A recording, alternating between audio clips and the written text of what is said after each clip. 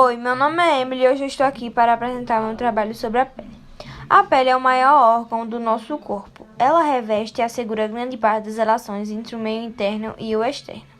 Além disso, atua na defesa e colabora com outros órgãos para o bom funcionamento do organismo, como no controle da temperatura corporal e na elaboração de metabólitos.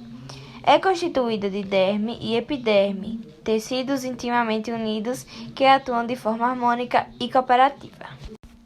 A epiderme é composta por epitélio de revestimento, que é um tecido estratificado, pavimentoso e queratinizado, ou seja, formado por várias camadas de células com diferentes formas e funções. As células superficiais são achatadas como se fossem escamas e possuem queratina. A epiderme não possui vasos nem nervos, tem espessura variada, sendo mais grossas nas regiões de atrito, como solas dos pés e palmas das mãos, e mais finas sobre as pálpebras e próximos dos genitais. A camada basal, ou também chamada de germinativa, está sempre produzindo novas células, que se dividem por mitose. Estão presentes os melanócitos, células especializadas em produzir a melanina, que é o pigmento que dá a cor à pele e aos pelos. Os prolongamentos dos melanócitos penetram nas células dessa camada e da espinhosa, espalhando melanina no seu interior. As células de Merkel são mecanorreceptores, ou seja, percebem estímulos mecânicos do exterior e os encaminham para as fibras nervosas. A camada espinhosa possui células com desmossomos e prolongamentos que ajudam a mantê-la bem unidas, o que lhes confere a pressão espinhosa. As células de Langerhans se encontram espalhadas pela camada e ajudam a detectar agentes invasores, enviando alerta ao sistema imunológico para defender o corpo. A camada granulosa, à medida que sobem, os queratinócitos vão sendo achatados. Na camada granulosa possui forma cúbica e estão cheios de grânulos de queratina, que passam a ocupar os espaços intercelulares. A camada córnea, o extrato córneo, fica na superfície do corpo, formado por células mortas, sem núcleo, achatadas e queratinizadas. A sua parte mais externa sobre descamação, sendo constantemente substituídas em períodos de 1 a 3 meses. A derme é formada de tecido conjuntivo denso. Sua composição é essencialmente de colágeno, cerca de 70%, e outras glicoproteínas e fibras do sistema elástico. As fibras elásticas formam uma rede ao redor das fibras de colágeno que conferem flexionabilidade à pele. A camada imediatamente abaixo da epiderme é chamada de camada papilar, pois possui inúmeras pápulas dérmicas encaixadas nas entrâncias da superfície irregular da epiderme. Em seguida, há a camada reticular, que contém mais fibras elásticas, além de vasos sanguíneos e linfáticos e terminações nervosas. Também são encontradas glândulas sebáceas e sudoríparas e as raízes dos pelos. Hipoderme. Localizada logo abaixo da derme, encontra-se a tela subcutânea ou epiderme, que é uma camada de tecido conjuntivo frouxo rica em fibras e células adiposas. A gordura que se acumula nessas células funciona como reserva de energia e isolamento térmico. O sistema muscular é composto por diversos músculos do corpo humano. Os músculos são tecidos cujas células ou fibras musculares possuem a função de permitir a contração e a produção de movimentos. As fibras musculares, por sua vez, são controladas pelo sistema nervoso, que se encarregam de receber a informação e respondê-las realizando a ação solicitada. O sistema muscular apresenta algumas funções que são fundamentais para o corpo humano, sendo elas estabilidade corporal, produção de movimentos, aquecimento do corpo, a manutenção da temperatura corporal, preenchimento do corpo, a sustentação e auxílio nos fluxos sanguíneos. O corpo humano é formado por aproximadamente 600 músculos que trabalham em conjunto com ossos, articulações e tendões para permitir que façamos diversos movimentos. O grupo muscular da cabeça e do pescoço é composto por mais de 30 pequenos músculos que ajudam a exprimir o sentimento, mover os maxilares ou manter a cabeça erguida. Os músculos do tórax e abdômen permitem a respiração, impedem o corpo de se curvar e ceder ao próprio peso, entre outros movimentos. Os músculos dos membros superiores são capazes de fazer a pressão exata e permitem flexibilidade e precisão para tarefas delicadas que exigem muita força. Os músculos dos membros inferiores são os mais fortes do corpo. Graças aos músculos das pernas, podemos ficar de pé e manter o equilíbrio. Os músculos apresentam diferentes tamanhos, formas e funções. Por isso, são classificados em três tipos: liso, estriado cardíaco e estriado esquelético. Músculo liso ou não estriado. Os músculos lisos são aqueles que possuem contração involuntária. Eles estão nas estruturas ocas do corpo, ou seja, estômago, bexiga, útero, intestino, além da pele e dos vasos sanguíneos. Sua função assegura a movimentação dos órgãos internos. Músculo estriado cardíaco. São músculos de contração involuntária e estão presentes no coração, miocárdio. Esses músculos asseguram os vigorosos batimentos cardíacos. Músculo estriado esquelético. São músculos de contração voluntária, ou seja, os movimentos são controlados pela vontade do ser humano. Eles estão conectados com ossos e cartilagens e, através das contrações, permitem os movimentos, as posições corporais, além de estabilizarem as articulações do organismo. Meu nome é Julie e hoje eu vou apresentar sobre os membros superiores. Bem, a principal função do membro superior está relacionada à movimentação da mão, permitindo a elaboração de movimentos altamente complexos e mais delicados. Os membros superiores, incluindo a cintura escapular, possuem 64 ossos. A função da cintura escapular é garantir que o membro superior ligue-se ao tórax. Os membros superiores são compostos por cintura escapular, braço, antebraço e mão. A cintura escapular é formada por clavícula e escápula. Formando o braço, o antebraço, os punhos e as mãos, nós temos o húmero, que é o osso que forma o braço. Ele é o osso mais longo do membro superior. A una é o osso mais longo do antebraço. O rádio forma o antebraço e está articulado com a una. Em seguida, temos os ossos do carpo, que formam o punho e estão localizados em duas fileiras de 4 ossos. Formando a palma da mão estão os metacarpos, que são distribuídos em 5. Em seguida, temos as falanges, que formam os dedos. Cada dedo possui 3 falanges, proximal, média e distal. No polegar encontram-se apenas 2 falanges. É isso, obrigada. O quadril une-se ao tronco e por isso é uma região de transição. Os demais membros são classificados como livres, já que realizam os movimentos. A coxa está localizada abaixo do quadril e estende-se até a articulação do joelho. Após o joelho, encontra-se a perna, que vai até a articulação do tornozelo. Por fim, tende-se o pé, o extremo componente do membro inferior. O eixo apendicular do esqueleto humano, ligado ao eixo axial, é formado pelos membros superiores e inferiores.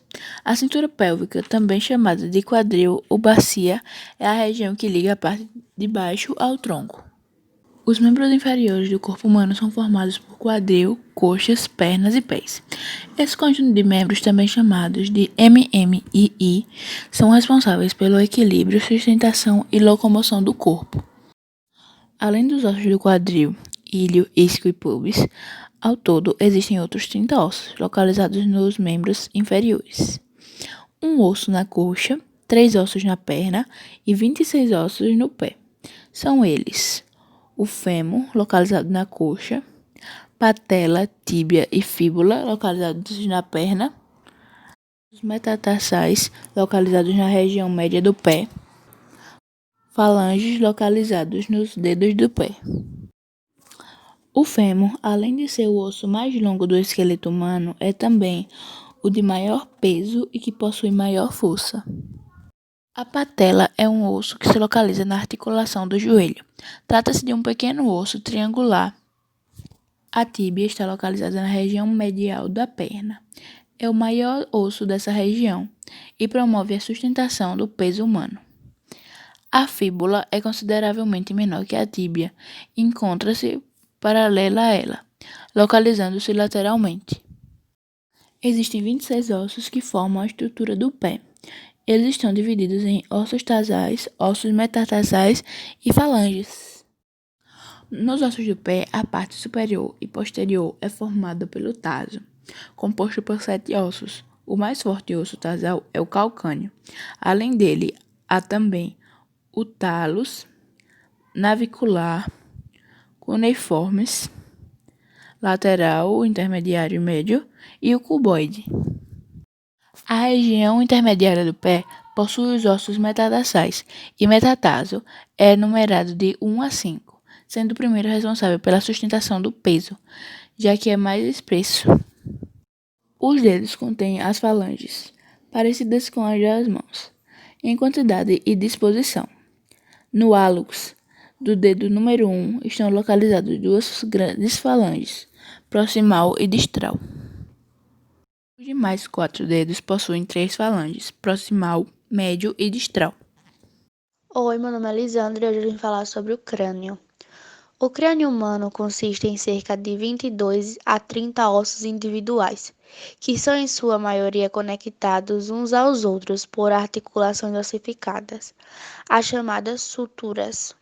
O osso frontal é encontrado superiormente, enquanto a mandíbula encontra-se inferiormente, dando ao crânio formato ovoide, quando observado de um ponto de vista anterior. Ele é subdividido nos ossos faciais, esqueleto facial, e na calota craniana, esqueleto cerebral. O esqueleto facial protege e suporta as estruturas faciais subjacentes e envolve os glóbulos oculares, enquanto a calota craniana abriga o cérebro, além de estrutura dos ouvidos médios e internos, orelha média e interna. O osso frontal fica subjacente à fronte, acima das cavidades orbitais da ponte nasal, que é formada por 2 ossos nasais em conjunto, e do processo frontal do osso zigomático. Juntamente com os ossos nasais, eles formam os limites da abertura nasal anterior. Os 2 ossos maxilares, a maxila, ocupam a maioria dos ossos na parte média do esqueleto facial. Inferiormente, a mandíbula e o processo alveolar dos ossos maxilares formam a parte inferior do crânio. Inferiormente, a mandíbula e o processo alveolar dos ossos maxilares formam a parte inferior do crânio.